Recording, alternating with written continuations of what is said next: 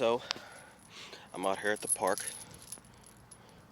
with my line, my fishing line, trying to catch a, you know, being a fisher of a woman, I figure I had to,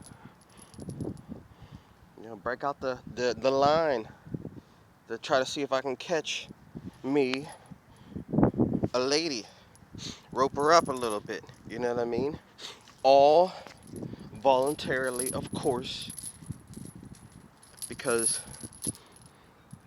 the woman who comes and chains herself to me is going to want to have these chains. I don't just give them away to anybody. So, brother's ready, prepared, got his line, tossing it out there, seeing what he can catch. Will he catch a wife of noble character? That's a question. On the line. What's on the line there? You know? You know, brother's a bond servant, and when he gets upgraded, he gonna have to yoke himself to a lovely part of myself, that beautiful part of myself that I'm gonna cherish every single day, and shower her with my kisses, and tie her up with my chains. Now, I know what you may be thinking, brother. What you trying to talk about? You gonna chain up your wife, make her a slave? Well,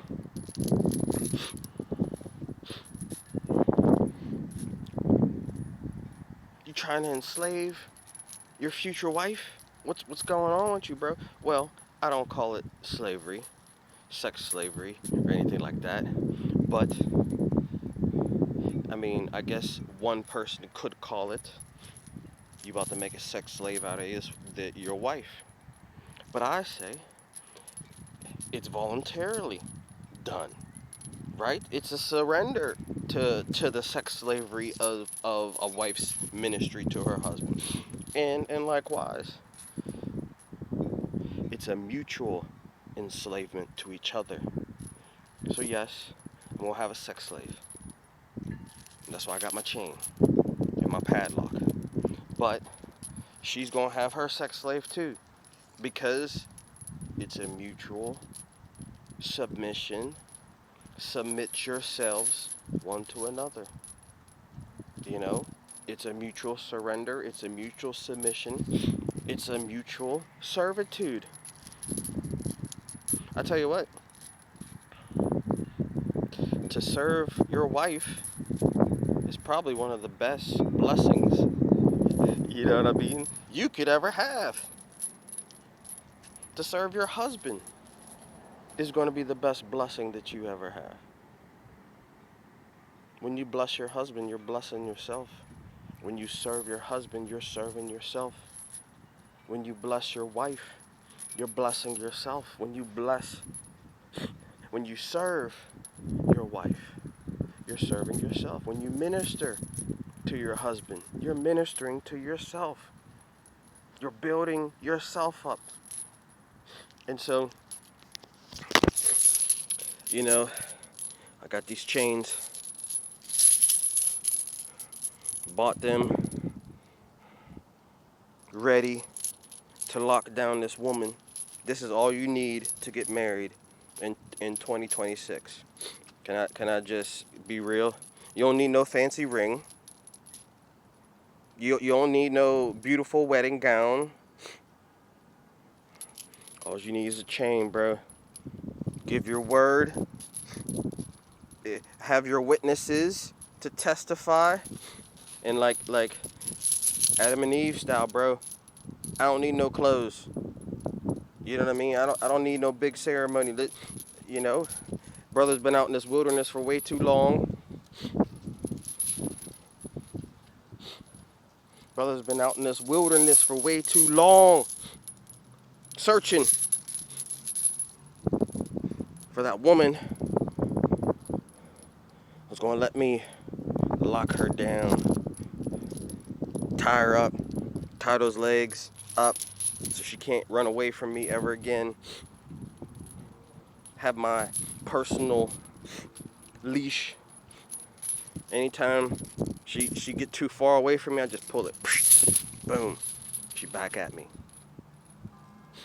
You know, a couple days ago, actually, I think it was this morning, and actually I've been seeing this a lot of women online crying.